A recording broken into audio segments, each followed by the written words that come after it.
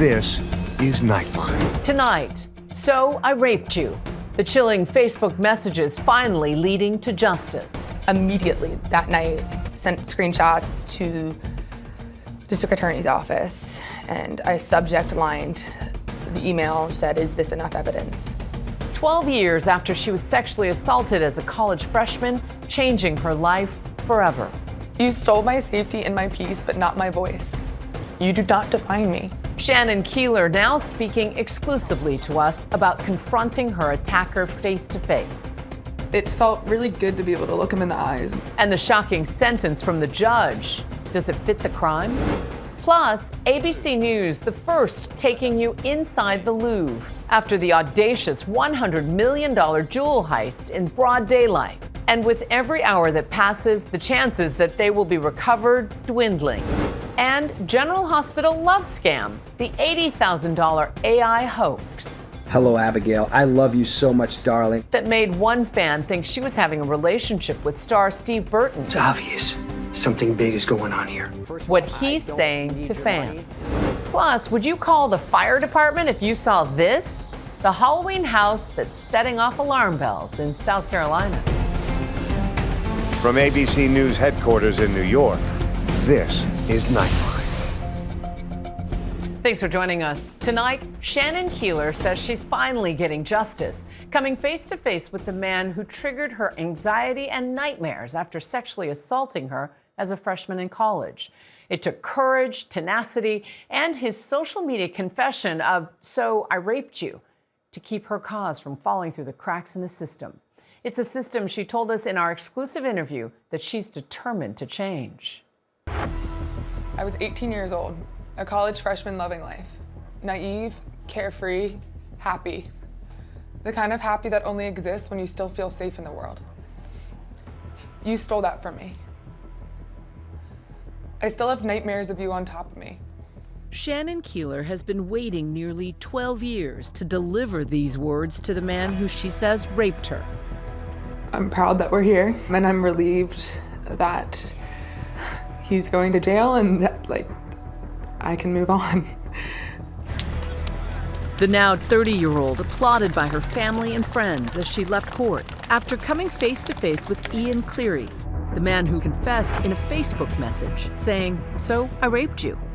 The two were both students at Gettysburg College in Pennsylvania. She sat down exclusively with ABC News. What was it like to face him in that courtroom? It was hard, I was shaking and tearing up a little bit, but it felt really good to be able to look him in the eyes and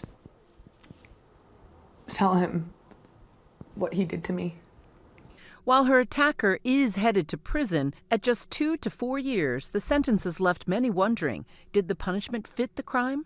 It's less than what we had hoped for, and certainly less than what he deserved. Still, Shannon realizes just how rare this moment is, that this is not how it usually goes for sexual assault survivors.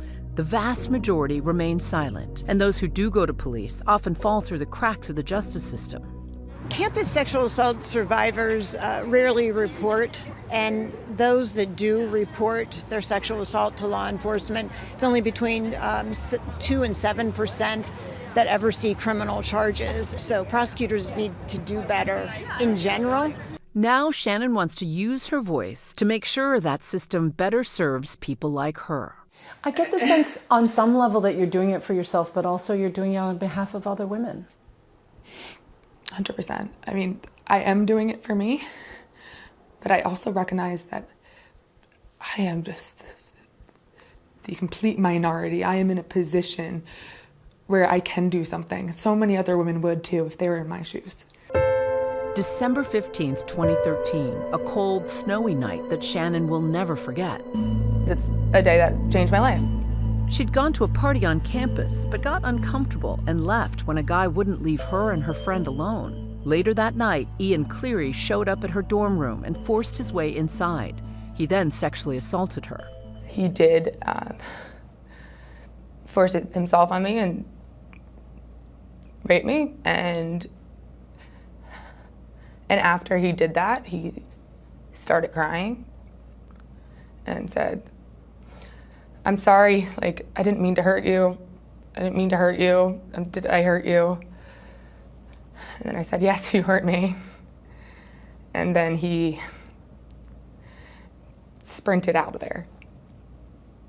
Shannon did all she could at the time. She texted friends for help, told her RA, her lacrosse coach, and went to campus public safety, who brought her case to the local police. Even reporting it to police, they treated me like I was the suspect, and they told me that rape kits were expensive to analyze. You had, as they described, one of the most documented cases, and yet you're told that they're not going to pursue this criminal investigation. Yeah, I remember saying to the assistant DA at the time, the same assistant DA that had said to me, you know, you're a really pretty girl and you have a lot going for you.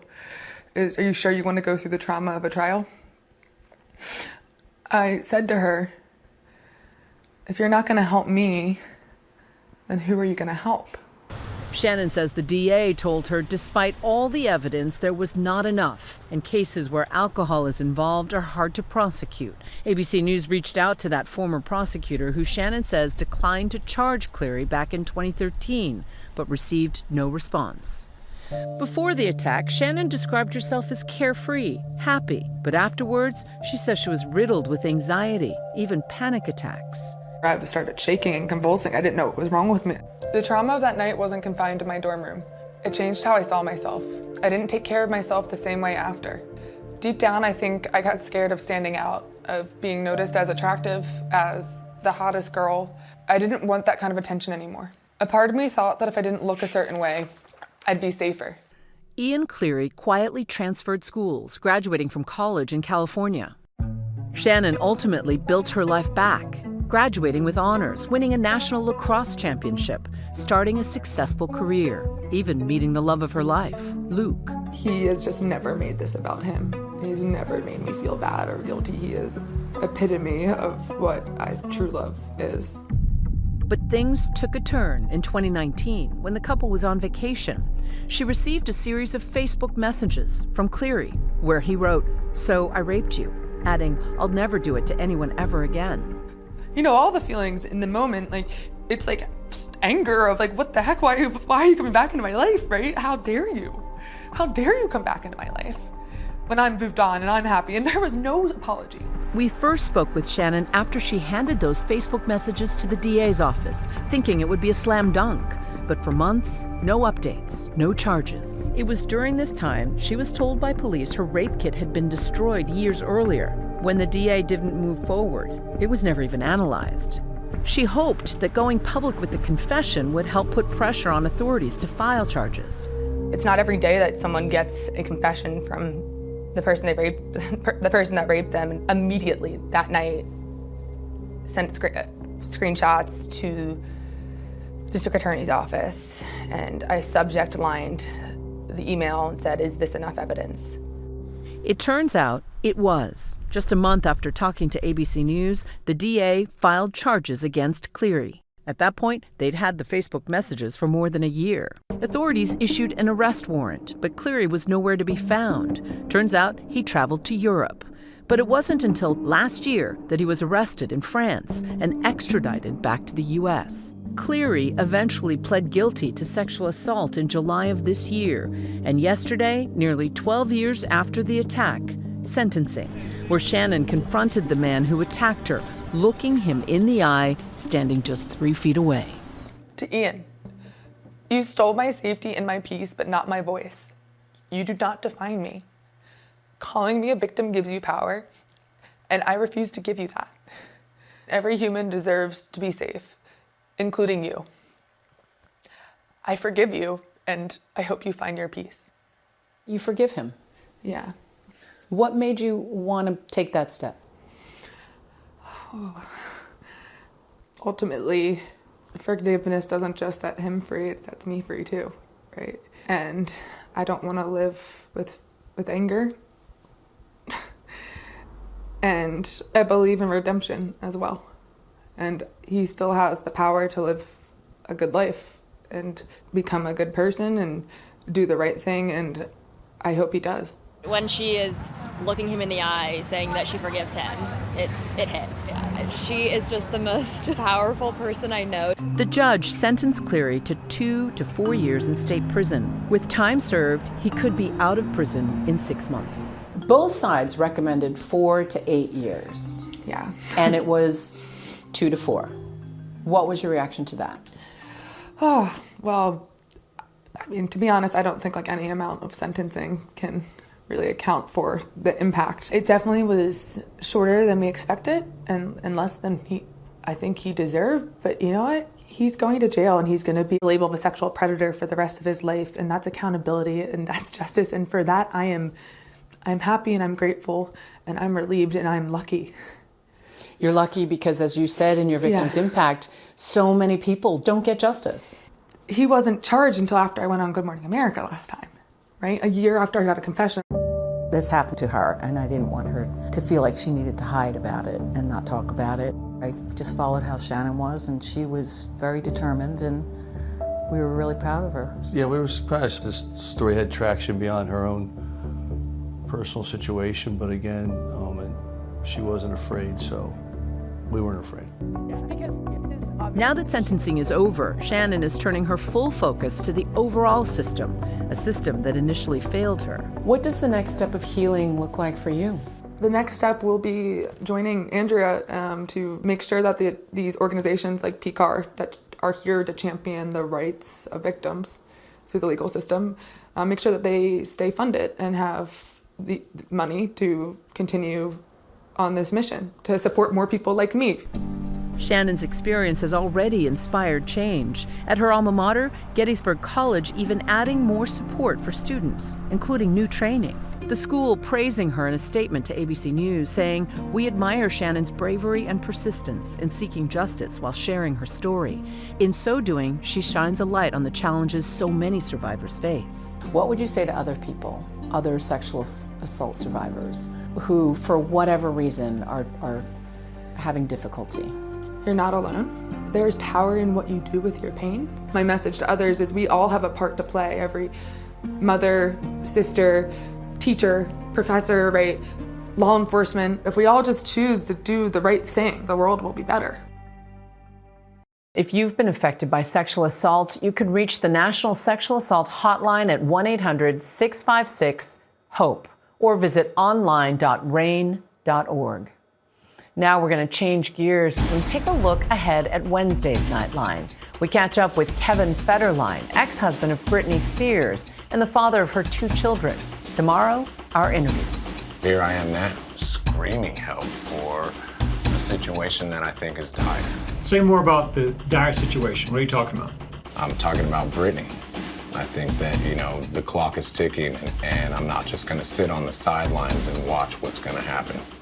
And when we come back, we're inside the Louvre. Our ABC News cameras, the first allowed into the hallowed museum following that audacious $100 million jewel heist. After the break.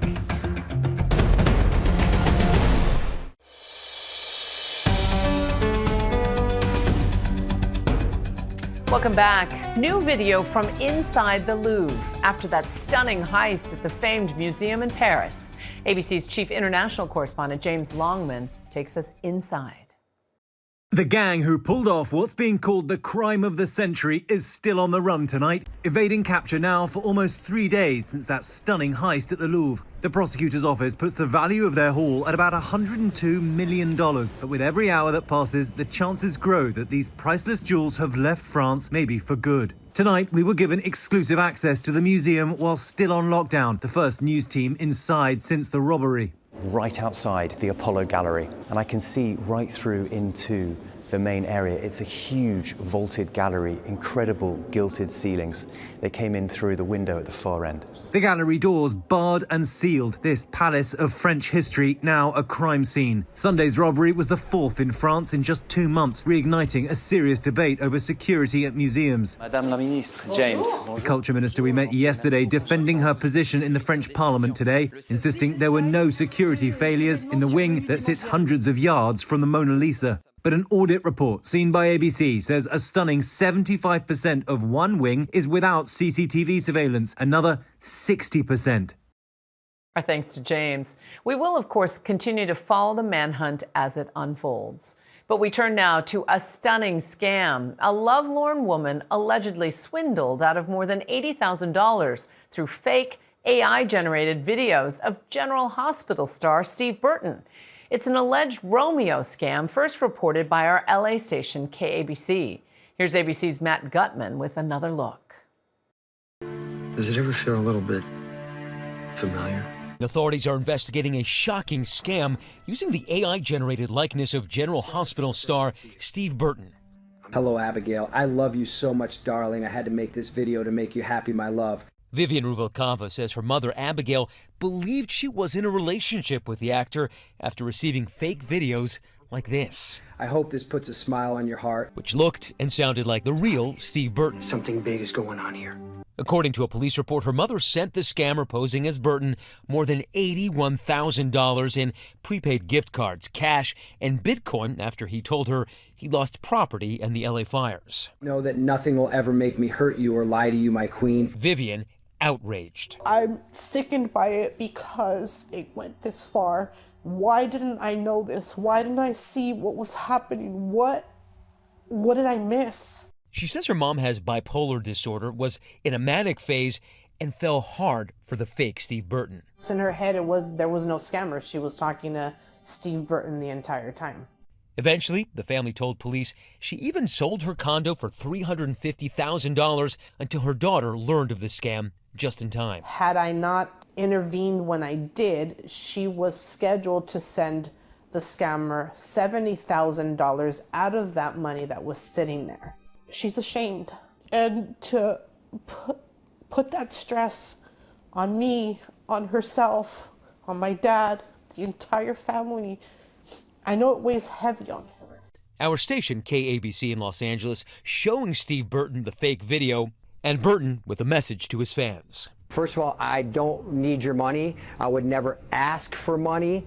I see people come to my appearances and look at me like they've had a relationship online for a couple years, and I'm like, no, I'm sorry, I don't know who you are. And you just see, it's so sad, you see the devastation.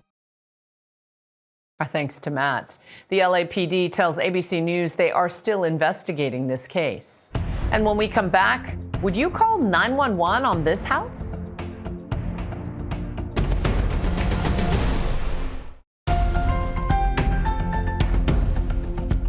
And finally tonight, there's loving Halloween, and then there's this level of loving Halloween. Here's ABC's David Muir.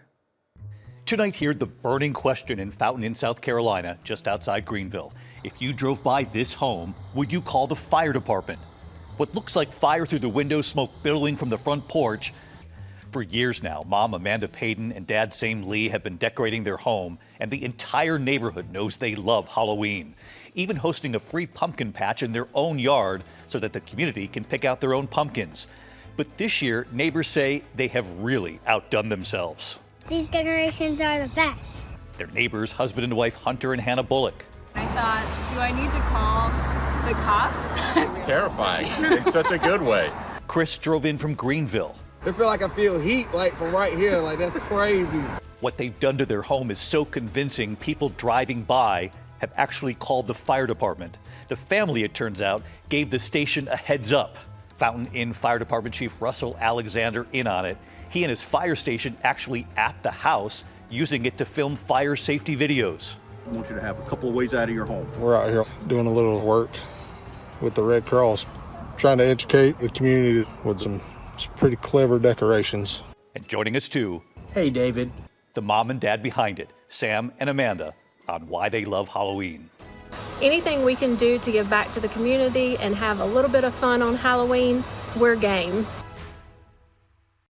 That's the Halloween spirit. Our thanks to David.